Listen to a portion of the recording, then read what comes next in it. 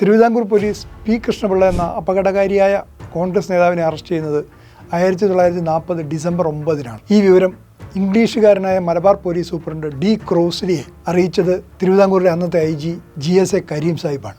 Arrest വിവരങ്ങൾ സൂക്ഷ്മമായി പരിശോധിച്ച ക്രോസ്ലി ഒരു കാര്യം ഉറപ്പിച്ചു: കൃഷ്ണപിള്ള ഇപ്പോൾ കോൺഗ്രസ് അല്ല, കമ്മ്യൂണിസ്റ്റാണ്. തിരുവിതാംകൂർ IG കത്തിന് മറുപടിയായി മലബാർ ജില്ലാ പോലീസ് സൂപ്രണ്ട് 1940 ഡിസംബർ 16-ന് അയച്ച കത്തിൽ ഇങ്ങനെ വായിക്കാം: 1939 മുതൽ ഇദ്ദേഹത്തെപ്പറ്റി വിവരങ്ങൾ ഉണ്ടായിരുന്നില്ല.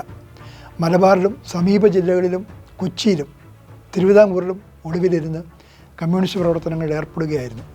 വേഷം മാറി സഞ്ചരിക്കുന്നതായാണ് അറിവ്. കമ്മ്യൂണിസ്റ്റ് സാഹിത്യം എത്തിക്കുന്നതിൻ്റെയും അത് വിതരണം ചെയ്യുന്നതിൻ്റെയും ഉത്തരവാദിത്വമുള്ളതായി കരുതപ്പെടുന്നു.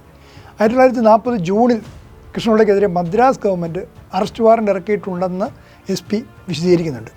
വൈക്കത്ത് അറസ്റ്റിലായപ്പോൾ സഹോദരനെ കാണാൻ വന്നതാണെന്ന് പറയുന്നുണ്ടെങ്കിലും വിശ്വസിക്കേണ്ട, ആലപ്പുഴയിൽ തൊഴിലാളി സഖാക്കളെ കാണാൻ പോകുന്ന വഴിയാകാനാണ് സാധ്യതയെന്നും കത്തിലുണ്ട്. പിന്നീട് കൃഷ്ണപിള്ളയുടെ രാഷ്ട്രീയ നിലപാടിൽ മാറ്റം വന്നതിൻ്റെ സൂചന അദ്ദേഹത്തിൻ്റെ വസ്ത്രധാരണത്തിൽ നിന്ന് SP പിടിച്ചെടുക്കുന്നത് കൂടി കാണുക.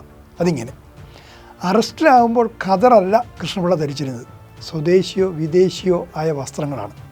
അതിൽ നിന്നും വ്യക്തമാകുന്ന കാര്യം അദ്ദേഹം ഇപ്പോൾ കോൺഗ്രസ് അല്ല, കമ്മ്യൂണിസ്റ്റ് ആണെന്നതാണ്.